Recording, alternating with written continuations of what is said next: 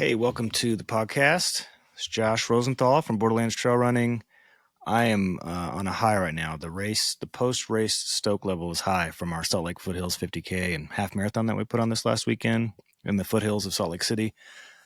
Just blown away.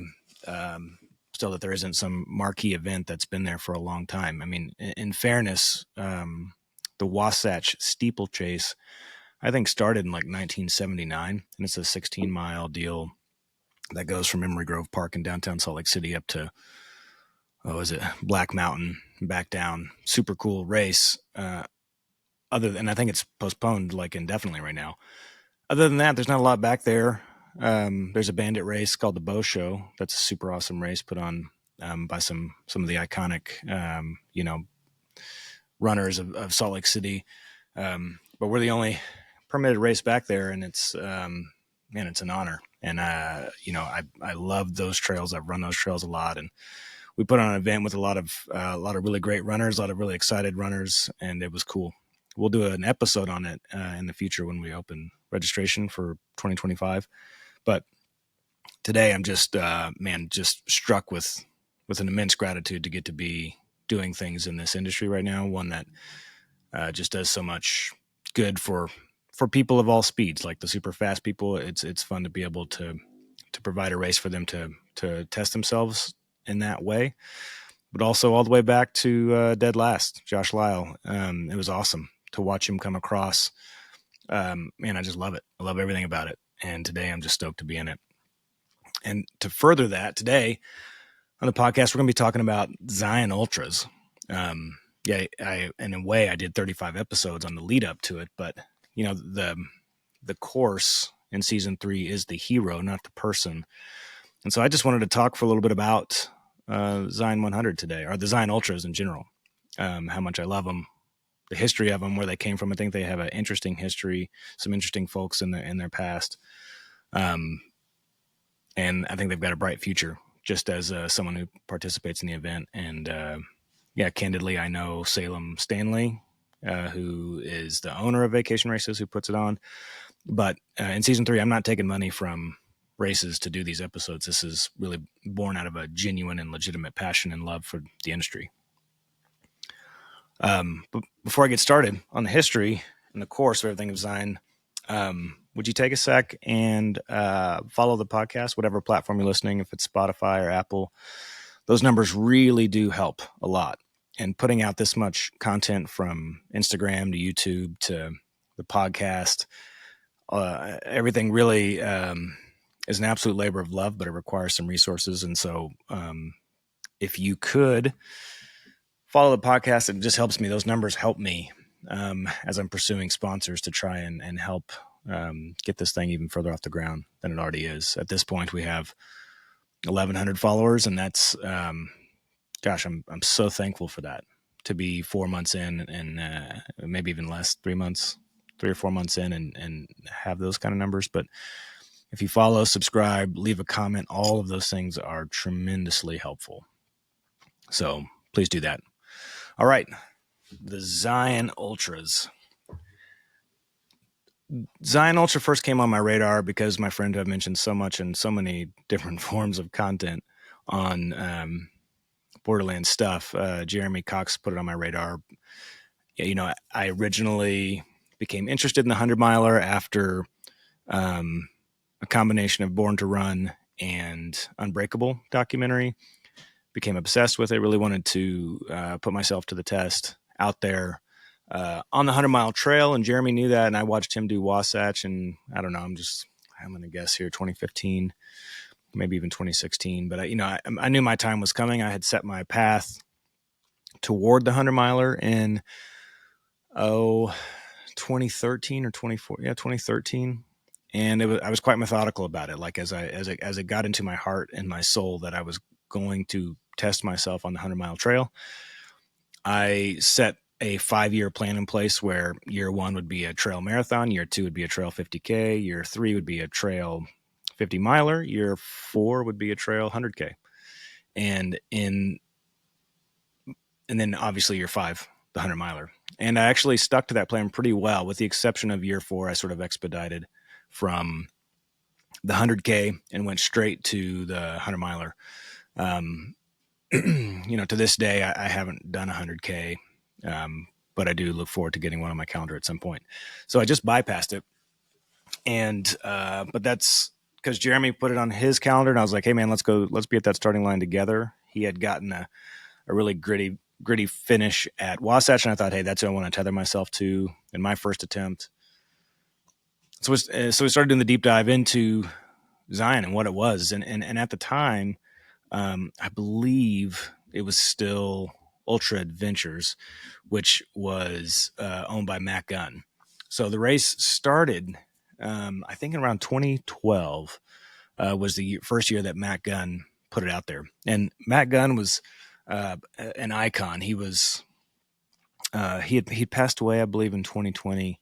But he was early, let's say, when the hockey stick, of trail running growth started to really be dramatic in its year over year growth. Matt Gunn was really at the beginning of that. He was putting out this race when Born to Run was gaining its immense momentum, and all the Dean Karnassus books. And well, Matt had the vision for these races in southern Utah. He, from everything I could gather, really loved the Escalante Staircase and put together a bunch of races in all the areas, of that step down of the staircase. And I feel somewhat kindred with him because I'm absolutely obsessed with those areas. And really what that means for me is that I just love the way I feel when I'm in those areas. And so I obsess over trying to get down there as often as possible to be in these areas. And I love it. So going into Zion in 2012, it was his first race that he had put together, but he went on to put races together in Zion, Bryce, Grand Canyon, I think, Monument Valley, Antelope Canyon, Capitol Reef, Tushers, and then he did the Trail Fest, the Grand Circle Trail Fest. Well, actually, before I did Zion, and this was also part of Jeremy just putting this, because I knew Zion was coming. It was inevitable for me. That's where I was headed.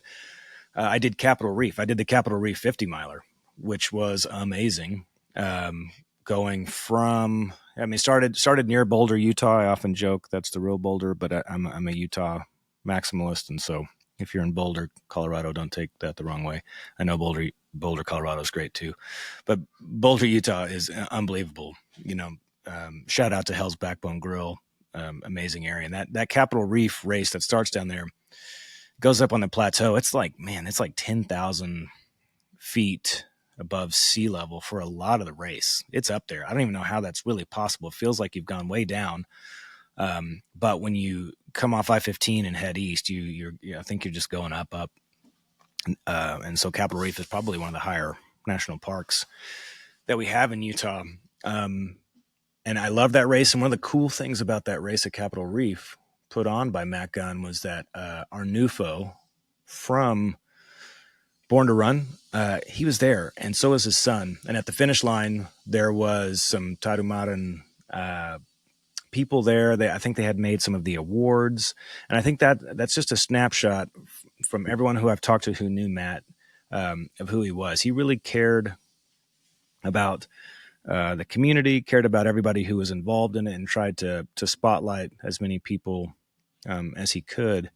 And in the Capitol Reef race, and I think most of his races, they're always finding some way to incorporate the indigenous peoples of the area into the start or the finish. You've maybe seen footage of like the traditional native dances that would happen at the start or the finish, trying to, for every possible chance on the race, employ the locals. And I think that DNA has carried on through vacation races. And I don't know what year it was. Maybe it's 2018. Vacation races owned by Salem Stanley ended up taking over all of the races. And Matt and Salem were buddies. And so I think there was, some element of that handoff. And I'm not aware of all of the details, but I know that it was around then that it was handed off. And so an interesting thing about that, Capitol Reef is no longer happening with him. I don't think Monument Valley is. not Grand Canyon, but Tusher's is still going. But Tusher's is now in our Vipa race, and I heard from that Vacation Races just handed over the assets that they had for that race to our Vipa. I think Salem and Jamil Curry are friendly, and I just think it's interesting. Bottom line, what I'm getting at here is that the whole history of this race, dating back to 2012, it's very ingrained in the ultra community. It was very grassroots and very gritty. And while Vacation Races, who puts on the 3 remaining plus the Trail Fest, puts on Antelope Canyon, Bryce, and Zion, while they have ambition to grow and they want those events to be enormous, I think there's aligned interest with the old dirtbag runner with a lot of them. I mean, a lot of them were loyal to Matt Gunn, and that's fine and extremely fair. That's how early stage adoption of any business goes. You're loyal to the person who's putting it on, even more so than the product that they're putting out there. It causes them to be real gracious if the product is not great, if the race isn't great, if the aid stations aren't great, all that sort of stuff.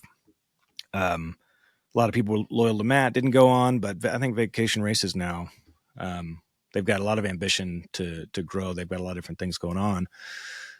But as it relates to Zion, and through that ambition, they bought the 60 acres of what's called Ruby Rider Ranch. If you've done Zion recently, I mean, over the years, Zion has had many different start and finish lines, and they all have the same like plateaus in common, the same climbs, the same descents by and large. Aid stations probably have been pretty close, at least dating back to my experience. But I feel like Vacation Races has tried to carry the torch by and large that Matt put in place. At least in business, you really can't.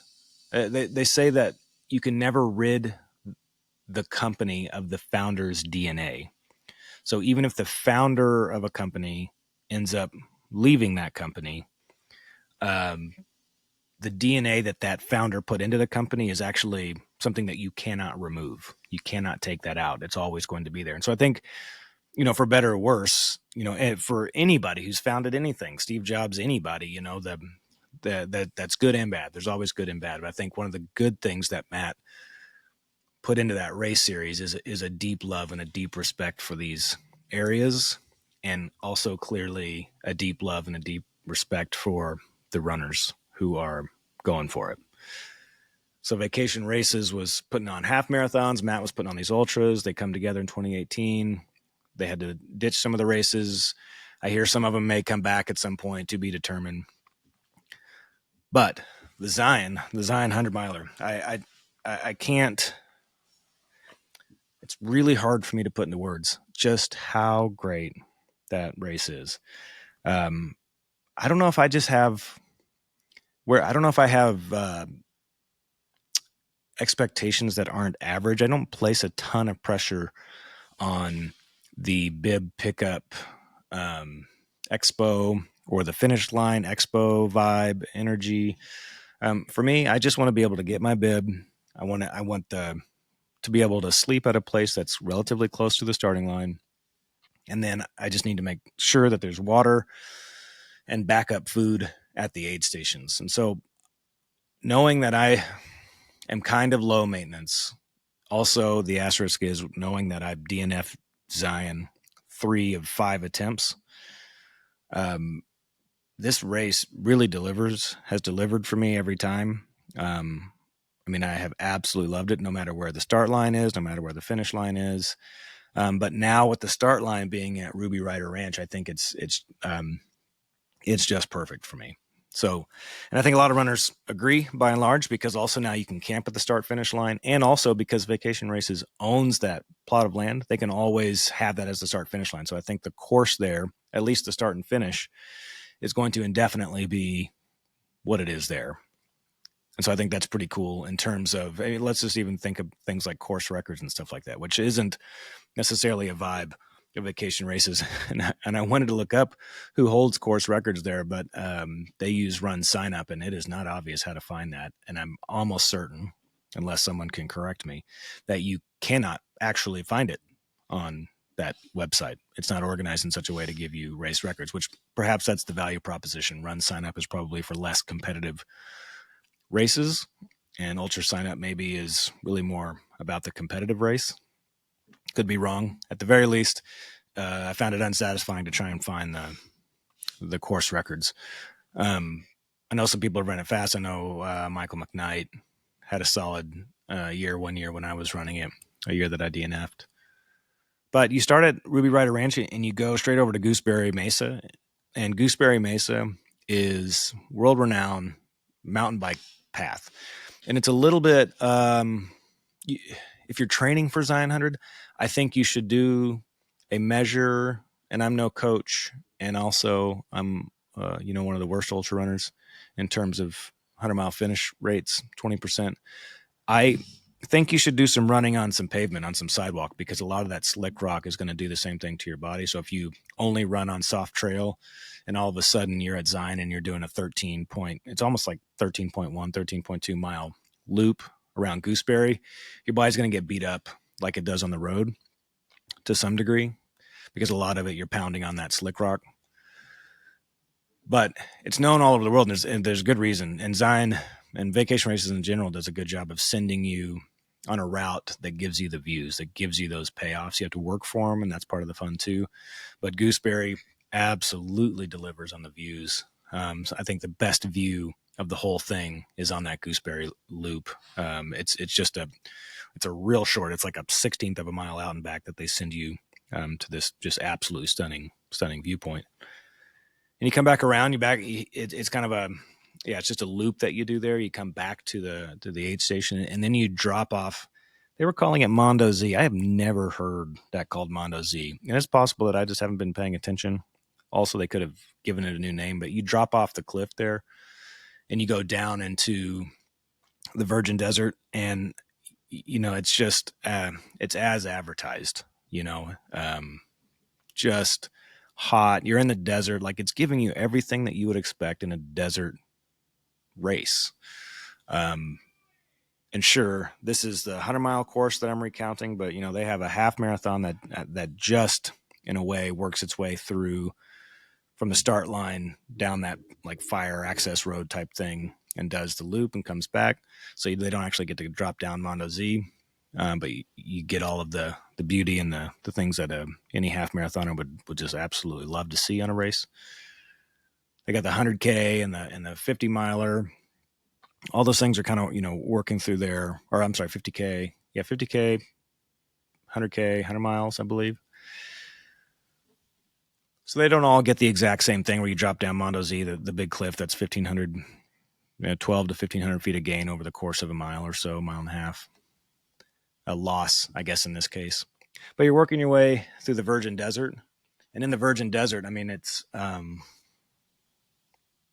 orange, it's reddish orange. You're not quite as orange as the Bryce terrain is, but it's reddish. It's got a lot of like nice alpine green color popping out. And if views help you keep going forward in your 100-miler, then this is absolutely one for you. I often wonder if the elites who are in first place have the moments with the view like I have and like we have.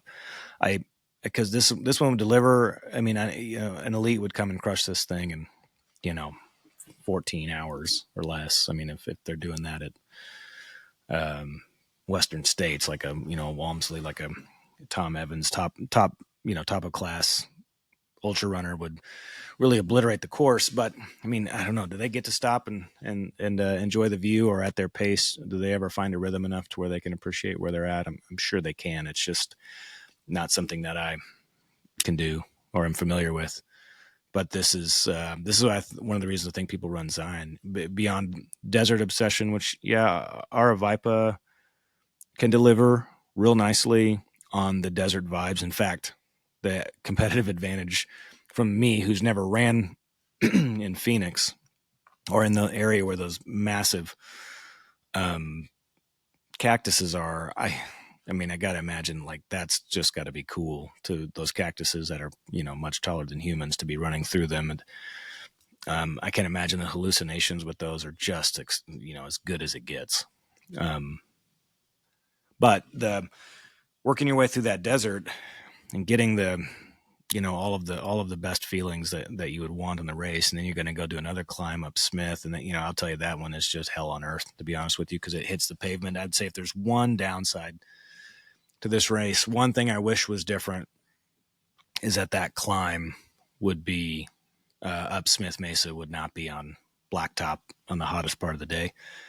I don't know what they could do about that. I mean, there's probably no other way up there. It's probably the easiest way up there. Now that I've got a few races under my belt as a race director with my buddies, to get some spots on the road is actually just makes things easier because you got so much remote stuff happening as well. And that aid station up there is in a great spot, super accessible, drive right up to it. That really matters for your volunteers. And that brings me to a point about vacation races and their volunteers. In talking with them as we were preparing to shoot that last documentary, from what I can tell, and I haven't heard much about this, and I wish there was more visibility about this in these big marquee, or let's say races with lots of runners that are bringing in lots of revenue. Like, how much are they paying people who are in charge of the expo, and are they paying people who are in charge of the aid stations, all that sort of stuff, because it's not always a good look for the race directors to be making a lot of money while and their volunteers are not making any money. And I know money's not everything, and a lot of the volunteers do it because they love it, but the core discussion here is not taking advantage of people and visibility on that. So I'll say I don't know what other races are doing. So don't hear me as, oh, Josh knows what every race does and vacation races is better. All I can say is that vacation races makes a concerted effort to pay everybody involved, from course marking to head of expo to aid station captains to like the captain of the aid station captains and all of that. But that aid station at the top of Smith Mesa, that's where the carnage is. That's where all the vomiting is. And so, God bless the aid station captains up there who are just letting people vomit until they dry heave, and then dry heave, and they all have this area behind the tent where they all go and work through that and work through the the mental issues of what comes from an insanely exposed hike up a blacktop road in the hottest part of the day. My last DNF at Zion, it was like 90 degrees plus that day on the blacktop. So it was more carnage than the Zion that I just did this year that I finished. But there was carnage no less. I don't celebrate it, but at the same time, it's one of the things that we all love about these things, is going through that ourselves and seeing how our body handles it. You do a loop around up there before coming down back into the Virgin Desert through Flying Monkey. And, gosh, you just got to find photos, like Google Red Bull Flying Monkey or something like that. They do a competition every year, and this is roughly where we're running down, right by it. I mean, we run right across where these mountain bikes are dropping in, but it'll just give you appreciation for the beauty of that area. You're down and you're going up Guacamole, and Guacamole is just, it's another plateau, another hard climb up, another long climb up, and coming back down, going back up that Mondo Z thing again, or not up it again, but up it for the first time. And when you go up it, you're just wishing that it was over. I don't know how else to put it. It's, there's probably, I've never run Hard Rock. I've never run Ouray. I've never run any of those UTMB with the absurd amount of gain, even though my family and we're moving to France and I hope to do some European running. I think I'm a American West desert runner and not like a Swiss Alps crazy vert runner. So someone like that, someone who's got that under their belt, does this Mondo Z thing, and it's no big deal. But the payoff is amazing. You feel like you've done something tough. Like if the whole purpose of these ultras is that we're trying to prove something to ourselves about who we think we are, we don't have any external proof. And so running these things gives us external proof. And that's me. That's why I'm doing this. External proof for something I believe about myself on the inside. Getting to the top of Mondo Z is a boost. When I look back at the time, I've got a reel on Instagram where I'm giving my raw feelings on Mondo Z as soon as I summited that Alex had videoed. And then you got to go, and this is probably the biggest. I talk some trash about the climb up Smith, but mile 80, you can almost see the finish line. You can certainly smell it, but you can almost see it when you go to mile 80 and you still have 20 miles to go. And that's when you're doing stuff like, you're just over it back there, but if you can let yourself be present, or if you can eat enough salt and have the proper electrolytes to where you're thinking clearly, it's an absolute stunner back there. If you compare this to their other races, like Bryce, I think Bryce has better single moments of beauty. It's overall tougher. It comes at a hotter time of the year. But the average is not as beautiful. So better single moments, but the average, it's not.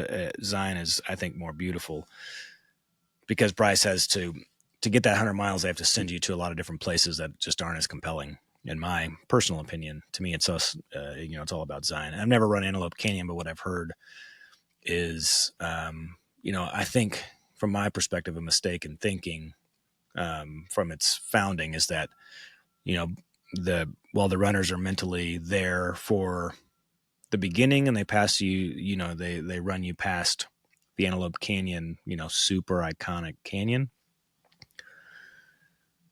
Then you come back and you're doing like 6 loops of boring, from what I hear. Someone could correct me and say that those 6 loops of boring are amazing. Everyone I've talked to who's ran it says those 6 loops are amazing because they're so challenging mentally. And so if you get through it, you're feeling very proud of yourself, because it's akin to what my friend Joey and I did once, where we ran a marathon around a school track. It's mental prep. It's not necessarily like enjoyable running, from what I hear. So that's why for me, it's the Zion Ultras. And I have a bent toward the 100 miler, and I know not everyone does, but I feel like just a survey of the 100 mile course would get you pumped for the 100K, for the 50, for the half marathon and all that. And I think they put on a great race. But again, I think my expectations are lower than average. So that's the asterisk. Like, I'm just so happy to be out there. And also, as an entrepreneur who's opened 13 restaurants, as a musician, I put out 10 albums. I've done all of these different things. Like, I know what it's like to put yourself out there and try to do something that people will love. And so I also tend to go much, much easier on people who are trying to do cool things, because I know what it's like to get beat up for it. And I'm not complaining. I'm actually, it's part of the game and no big deal. But I just tend to be like extremely like understanding of if something is not optimal. Because I know that Vacation Races is swinging for it. And I know that putting on races in remote areas has got to be insanely difficult. The race that we put on, the Salt Lake Foothills 50K, we joke that we would probably be the envy of all race directors, because we have like 10 grocery stores within 20 minutes of just about any aid station. We have because we're trying to also show off the city of Salt Lake, they're very often easily extractable. The aid stations, if someone DNFs at an aid station, they're very easily extractable to get them back to the start finish. We also our course actually runs past like 3 level 1 trauma centers in those foothills: University of Utah, Primary Children's, and I don't know if IHC or whatever back in there for adults. I'm not 100% certain, but point being, of the key runner experience things that you want to get right, medical help and food, our race, we have a massive advantage. We didn't have much stuff at the finish line for runners, and so we thought, oh man, let's go load up on electrolytes and some other goodies. And so I was able to drive 10 minutes to a grocery store and load up on electrolyte stuff. And we had Banbury Cross donuts. Again, point being is that all the stuff that we enjoyed with our race, I tend to be extremely gracious on a race like Zion, because if they don't have something, it's really hard to get it. Like, if you stay in if you stay in Hurricane, like there's grocery stores there, sure, but I mean, is it enough to support I don't know how many people will be there, 2,000 runners? Um, no, if you forget something critical, you're not going to, the Associated Foods whatever store in Hurricane and loading up for 2,000 runners. So it's an impressive operation to pull off these remote races, and I don't think enough gets said about that. Though the ultra running community, in my opinion, is the most generous, kind community that exists, and I don't hear a lot of people talking crap out there about it. Now, the ones who do are the ones who are out there who are running for time, like they want to win a race. They're super competitive, and there's certain things that they need, and that's extremely fair. Um, I wish that was me. I want to run fast. And if I'm going to run super fast, I'm going to try and win a race. I need the race to deliver. So since that's never been me, and I don't have any idea what that's like, I'm just happy. I'm just a happy runner out there. So combine my love of the sport with the way that the chemicals are firing in my brain, and I'm walking into an aid station, no matter how bad I'm suffering, I couldn't be happier. So for me, I think that Zion really delivers. There's one thing that I wish that they would bring back that I think is sort of interesting, and that's early on, if you ever run a ultra adventure, which is what it was called when it was Matt Gunn, or a vacation race, ultra, they had the most interesting toilets, and it was some sort of like you used the toilet and you poured some sort of wood chips on it. And if you've used porta potties at races, you know that people don't have the perfect wherewithal to be, let's even say, relatively clean. So they're not, I mean, especially late race, they're disgusting. Matt Gunn had come up with some sort of like composting toilet thing that had involved sawdust or wood chips or whatever, and it smelled delightful. And I'll be honest, you're hurting late race, you go into one of those things, you might sit down a little bit longer than you normally would. Not advisable, but also pretty unavoidable. I thought that was pretty cool, and I think what Matt was really championing, and he was ahead of his time, because I think it came from an authentic piece of his soul, is that he worked to have almost zero waste go to the landfill. He worked with he obsessed over every inch of that aid station start finish line, even the human waste stuff, like everything. He worked really hard to make sure it was compostable, and that he was taking zero waste to the landfill. And I don't know if he ever accomplished literally zero. Gosh, I mean, that seems impossible. I don't know, but he got a lot of credit for how much he obsessed over it and really cared about that. And I mean, cheers to him on that. And I think Vacation Races has worked to keep that alive, though without a champion like Matt who obsessed over it, and for good reason. I don't know that they've been able to accomplish it still, but again, kudos to the effort, especially when it's wildly remote like that. Again, what an absolute impressive effort. And on a note, as I wind this down and I think about Matt Gunn, I never knew him personally. I ran beside him a few times. We were out at some races. I want to say that we were out running together once at, is it possible he did a Mad Moose event? I'm not totally sure. Just admiring him. And so I read a story that Salem Stanley actually written about him after his passing. And apparently there was like this hashtag Matt Gunn wants to make you cry. And it was, related to how hard the races were that he put on. I'm just guessing. I don't exactly remember, but it probably was Tushers. I don't know. I really don't know anyone who's done Tushers twice, but remember, I'm back of the pack guy. And so, you can only suffer that much once, but it's a friggin' hard race. And I think someone said, Matt Gunn wants to make you cry. And then I think he did some post on Instagram after when he proposed to his wife, and then the hashtag went on to Matt Gunn wants to make you cry. And then at the end of the article, Salem, after Matt's passing, again, it was he passed, and Matt Gunn wants to make you cry. He was just a loved, respected person in the community that I'm extremely grateful for his vision. Like I'm the glad recipient of his vision and all of his early work to get these off the ground. I'm an admirer of somebody like that who can do that. And again, never having known him personally, but also feeling like the sport and the community is small enough. I have friends who know him or who knew him, and everyone just, had great things to say about him. I think Lyle Anderson, who was like the ops guy there forever, was an admirer of Matt's. I guess he worked side by side with Matt. And there's just, man, the race is just, it's such a great race. And so, shout out to Matt for his vision, and shout out for his execution and for his legacy with this race, and massive gratitude to Vacation Races for keeping it alive and really trying to keep it true to what it was originally. And I'll say I love the ambition of growth for it.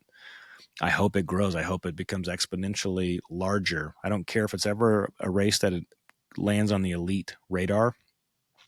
I will say that Vacation Race is maybe not a great name for such a hard ultra. If they're going to call it a vacation race, either it needs to be less hard, or they need to give it like a name that makes you feel tough when you run it. I don't know what that would be, but something that because it's tough and you want to feel tough.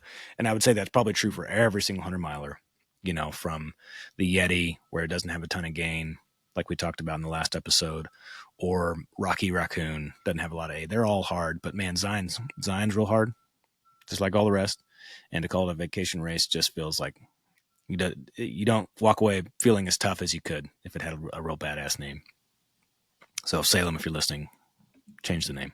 Anyway, thanks for joining me today on the DFL Before DNF podcast. We're in season 3 talking about the great courses, and this was all about Zion and the history and the course and the area. I hope that you get to run that race someday. But like me, there's more races I want to run than my body would ever allow me to run. And so that's the fun of this season, I hope. It's just getting to hear about them, getting to get some firsthand accounts of the race and of the course and all that. And while it's no replacement of running it, it's fun to know about them. And I hope that you've enjoyed this, and we'll catch you next time.